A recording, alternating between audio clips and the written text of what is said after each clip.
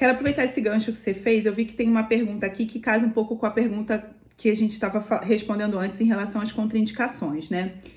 O câncer hormônio dependente é uma contraindicação formal da menopausa. O câncer tanto presente quanto passado, quanto em familiares de primeiro grau, tipo mãe, irmã.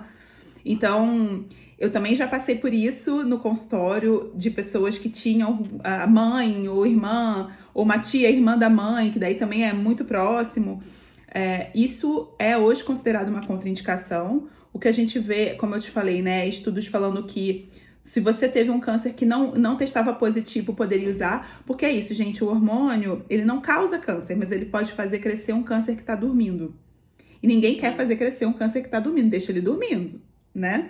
Principalmente se a gente sabe que esse câncer tem uma tendência aí a responder a esse hormônio. O hormônio, ele vai servir como comidinha, ele não vai brotar. Então, se a pessoa não tem um câncer, ela pode tomar o hormônio que ela quiser, que ela não vai ter. Só que pode ter outros efeitos colaterais. E aí tem uma pergunta aqui que eu achei legal responder, que é o seguinte: sobre médicos que dizem que não se deve fazer reposição hormonal após 10 anos de menopausa.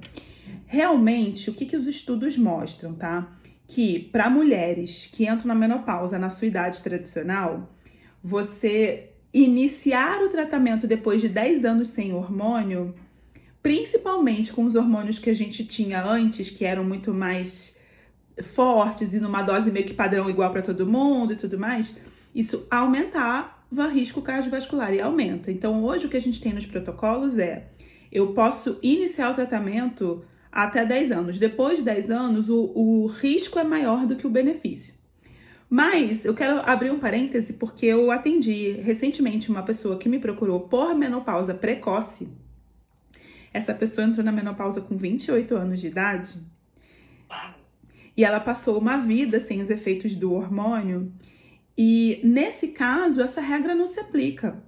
Porque a idade que ela tem hoje não é uma idade de maior risco cardiovascular. É diferente de você pegar uma mulher de 65 anos que nunca tomou hormônio e resolve começar a tomar com 65. Não dá pra gente, né? Lógico, até daria em alguns casos, mas assim, não é o mais recomendado. Mas para uma mulher de 40, ela tá há 12 anos sem hormônio, tudo bem, a gente pode começar, porque ela nem tá na idade que era pra ela estar na menopausa, entendeu? Então é diferente. E aí eu vou entrar na questão da individualização. Então assim, os guidelines e protocolos, eles são extremamente importantes, a gente precisa conhecê-los, a gente precisa entender, não é tirar conduta de vozes da minha cabeça, eu preciso estar embasada em informações.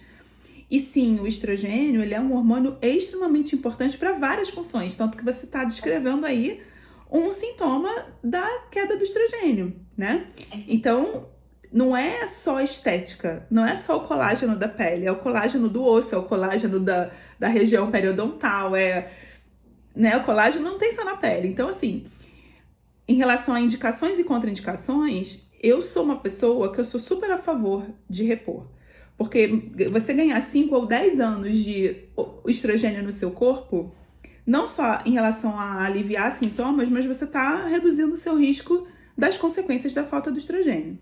Mas ninguém morre por falta de estrogênio, diferente de outros hormônios que são essenciais à vida, como a insulina, cortisol, né? Então, assim, o próprio hormônio de tireoide. Então, eu tenho a opção de usar ou não usar, e a gente tem outras formas de agir em relação a isso. Então, por exemplo, as regras, elas servem para nos nortear, mas a gente tem que avaliar caso a caso. Então, essa paciente, por exemplo, que entrou na menopausa precoce, essa regra dos 10 anos, ela não vai se aplicar tanto assim. A regra teve câncer, não pode mais, ela não vai se aplicar se você analisou o seu câncer e não era hormônio dependente, por exemplo. Né? O que a gente tá vendo hoje, mas... Então é isso, é a gente conversar, é a gente entender caso a caso, é a gente olhar para essa literatura e entender o que ela tá querendo me dizer e não distorcer aquilo para criar uma regra que vende likes, entendeu? É mais nesse sentido. Deu para entender?